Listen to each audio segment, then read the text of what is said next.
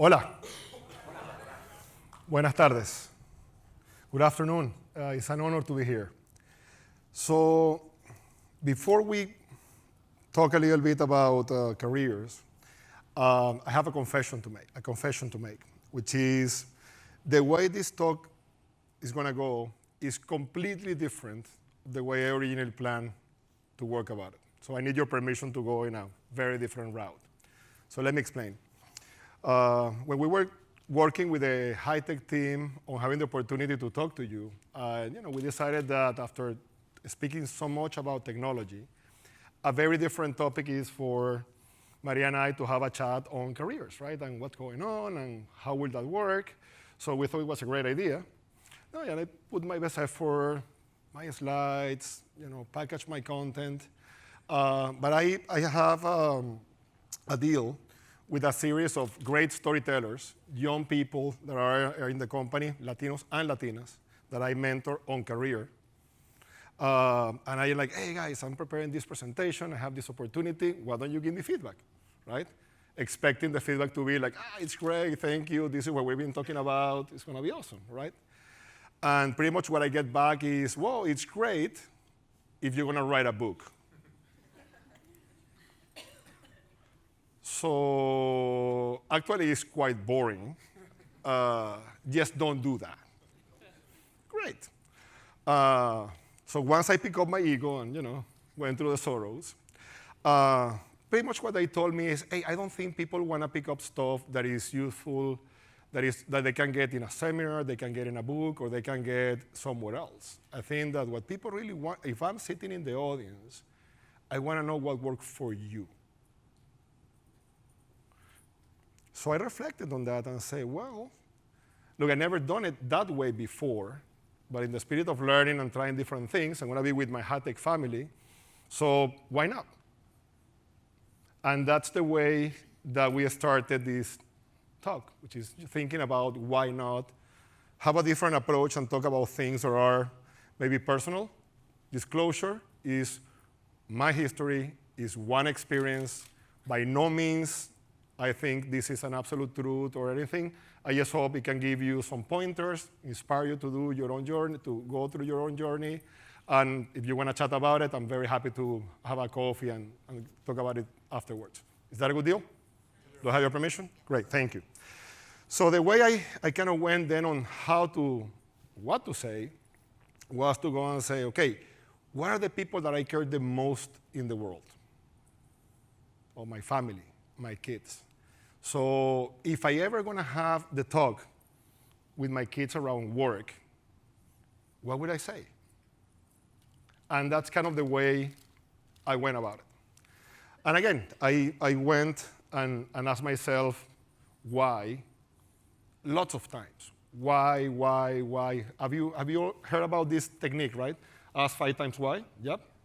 Yes, no, maybe? Okay, it works. But what worked for me is not asking only why, is asking mostly why not. So let me tell you a little bit about my context and the history, how I ended up in sales, and what worked for me. Okay? Should we? Okay. So this is my hometown. This is where I grew up and was born, in Maracay, in Venezuela. Venezuelan. It's not Maracaibo. It's Maracay, smaller, closer to Caracas. Maybe 2 million people, less than 2 million people back then. And the story starts with my grandparents, a couple of young people, illiterate. They didn't know how to write and read. My grandmother was, a cleaning lady that helps in other people's houses. My grandfather was a worker on the oil drills in Venezuela in the middle of the country. So he was never there during the weeks. He was only there on the weekends, right? And I still remember when I was young that was truth. They learned how to read and write with my youngest uncle, but they have such a passion for their family that they worked their way and put their 4 kids through college, which I think was an amazing achievement and something that I feel really proud of. Happens to be that my mother is the first of the 4, of course, female, my mother. She had very dark skin, very dark hair. She was born with a physical deformity because of a sickness they had when she was, my grandmother was pregnant. So when she was born, it was a very difficult birth, and pretty much she was told, you will never live more than 30 years. That's your fate. You're done. So my mom decided to say, hey, you know what? Fine, if I'm gonna die at 30 or before, I'm not gonna go crawl in a corner and just die. I just wanna go for it and see how far can I get. Hey, why not, right? I mean, there's no downside. I'm gonna die anyway. So she went through it. So you can imagine in the 40s in Venezuela, very dark-skinned woman with physical defects going through college. Graduating, opening her own business, met my father. She was told, don't even think about having kids. She had two. Me being number one. So you can imagine that I was never meant to be born. So I'm not supposed to be here. So not really. I mean, it's very improbable, right? So here I am, born in there, overprotected, 11 years old, go to a military high school in Venezuela, and I started to go through a process of trying to find and learn about myself. The first 3 months were brutal. I was losing weight. My stomach couldn't handle the food that they serve in there compared with the house-made food from my grandmother and mother. You know, it was a brutal approach. Coming the first term, my mom is like, we need to take you out of here. They're going to kill you. It's like, no way my baby's going to go through that. And then I'm like, well, wait a minute. If other people can, I can. And by the way, I'm going to be like that guy that is carrying the national flag. I'm going to be the best on the thing. Done. And she's like, well, first time in my life that I pushed back on my mother, so she just let me be, right? A few years later, in the wisdom that you have when you're 15, you all know what I'm talking about, right? I'm like, okay, I'm going to go pick a career. So what should I do? Well, let's do an aptitude test. Okay, what can I do? Great news, you can do everything. Okay, not helpful. What do I do? So I come with the, that very, very smartness that you have when you're 15. I'm like, okay, what is the hardest university to get into? What is the most demanding career? Happens to be Simón Bolívar, computer science. Great, that's what I want to do. Why not, right? If you can do everything and you don't know what to do, well, pick a path and see what happens. So that's how I ended up in tech. I finished my career, 4 years. I was actually, well, now you will call it a geek. Back then was a nerd, to be very clear. Right? I was doing artificial intelligence on the 90s, 1990, in a 286 computer. So you can imagine how theoretical that was. No, I swear. This is a true story. And then I'm like, well, I'm giving, assistant teacher, trying to do classes, trying to find a way to survive. I was already living in the capital, so I was moving up, right, from Maracay to the capital of the country, Caracas. And then I'm like, well, I cannot make meets end. I'm having a hard time. Happens to be the Microsoft offices in Venezuela. Of course, I wanted to be a technology person. I had a master in computer science, AI guy, so I go there to try to find a job in technical support. And they're like, sorry, the 2 jobs are already taken, by the way, by 2 friends of you from the university. Damn it. But we have a product manager job. Okay, great. What's that? Well, it's for Windows NT 3.1, right? That was I know most of you don't know what that is, but it was supposed to be the thing that you run on the servers that is not in the cloud, is before in the, that thing. Back then, to be completely honest, the running joke in the industry was, what's the difference between Microsoft and a kindergarten? And the answer is, well, in the kindergarten, at least there's one adult that supervises, right? It was, big mainframes, minis, all that fun stuff. So I joined to be the product manager of Windows NT. Remember, I don't know what marketing is, but I took the job. And they gave me the job, which is crazier, so to be clear, because I was a technical person, and I will never sell a pencil in my life, right? Again, I was a technical person. I was a nerd. Geek, sorry. Organize my terms. So I go through that. I'm the product manager of Windows NT 3.1. Happens to be Windows Nice Try, Windows Not There. That's kind of the nicknames in the industry.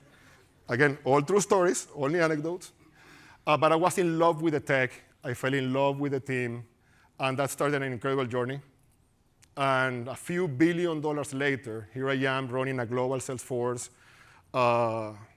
being one of the more senior Latino persons at Microsoft, almost 27 years later, right? Don't look at me that way. I started very young. Okay, so we're clear.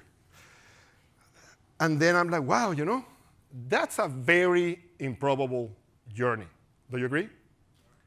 So what happened? What happened? So this is kind of the three things I would love to talk to my kids about. And again, you look, and we'll talk about the homework that you need to do, but this is the things that I learned in that journey. The first thing is you need to believe that you have a boundless potential. You can do whatever you want. That 11-year-old kid that went and talked to her mother, right, and say, hey, if other people can, I can, is still who I am. Look, if other people can, I can. It might take me more work. I might have a different context, but boy, if a human being can make that thing happen, I can. Right? I am not more than anyone. I'm not less than anyone. I'm just another human being, and I'm going to go for it. Right? The one thing that has been very particular in my journey has been I live in a state of divine discontent. I'm never satisfied. I always believe I can do better. And it's not because I'm competing with anyone. I just believe it's so improbable that I'm here. It's so different of all my heritage that, look, I have this hunger to discover how far can I go. And let me just tell you one little comment on that. When I joined Microsoft, I wanted to retire being the general manager for Microsoft in Venezuela. That was the coolest job ever, right? You can imagine as Venezuelan, your country. And that was my retirement job. Okay, I had that job when I was 29 years old. And then I'm like, okay, great. I'm like, damn it, now what do I do? Right, where do I go? This was supposed to be the last job, and I'm 29, so obviously something went wrong on my plan, right? And again, I just had these stupid limiting beliefs that was the best job I could do.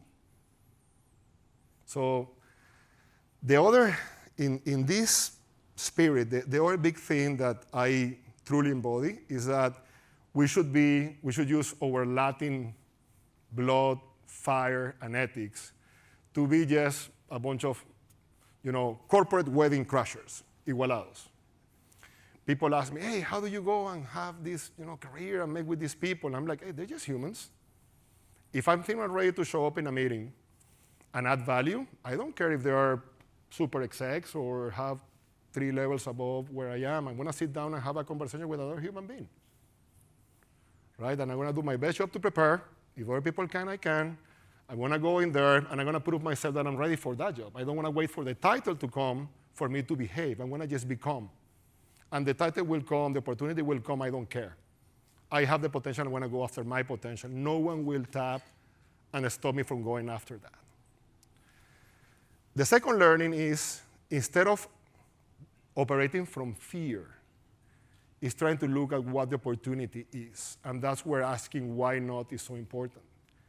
When you look at what was my first assignment as a product manager when I joined Microsoft in 1992 in Venezuela, very quickly we realized we are 8 people, we have more countries than people, we need to open offices quickly because we cannot do everything. Alvaro, can you give us a hand and open the offices in Central America and Peru and Ecuador? I'm 22 years old, so what's the answer that you have? Sure, why not? Does anyone know how to open an offices? Not really, but you're smart, you'll figure it out. Go. And that was it. Here I was in the middle of Central America and then South America trying to find a way to open an office, right? Find partners, do stuff. That's how we came into business. But I never felt the fear of everything that could have gone wrong, and believe me, many things could have gone wrong when you have a 22 years old trying to open your offices in a different country that, by the way, might never been there in his life. But it's such a great opportunity. What I'm going to learn when I take this job? How will this take me to the next one? And how badly do I really want it? Am I willing to pay the price to go after this opportunity? Very different energy, very different way to look at things that come at you. You don't control the opportunities that come at you, but you control what you do about them, right? And I think that looking always at the opportunity side of things is an incredible and empowering way to live. And the last one is, look, I never felt in my almost 30 years in the industry that I had jobs. I just was in quest for my passion. There was a passion for the technology in the early 90s when I joined and was doing Windows NT. It's a passion that I have today to help the Latino population and make a difference for the Latinos in the US, because it's fundamentally wrong where we are, and I'm just engaged in that quest. I have operated through my almost 30 years, always believing that I need to lead my own rescue. No one else will come and rescue me. No one else will come and help. This is only one person that needs to take charge of the situation. I look in the mirror, and there he is. It's me.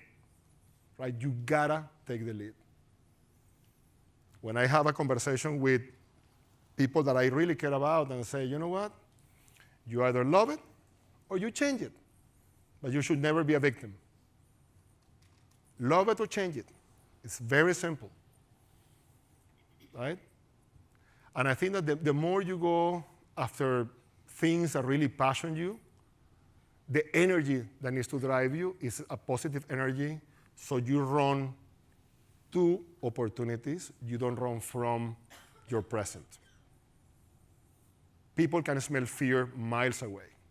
If you're just trying to get out of a bad situation, you're going to end up in a worse one. But if you're really going after something that you're passionate about and you have a reason to be there, and you're going to drive it because that's what you want to get done, you want to achieve, it's a very different experience on the way you tackle, in the way you live it, in the way you experience it. And those will be the three things that I will be sharing with my kids when we have the talk about career. And of course, look, there's a bunch of things that you need to get done. You need to have a career plan and mentors and networks, and there's a bunch of homework that you need to do. But if I were to have the conversation on the things that made my journey what it was, what it has been, and let's see what happened after, those are the three things that I believe I have learned and picked up in these last 30 years. So I hope this was helpful. Thank you for giving me the permission to share this. And if you want to chat about it, we can meet over the coffee break or in this afternoon. Thank you so much.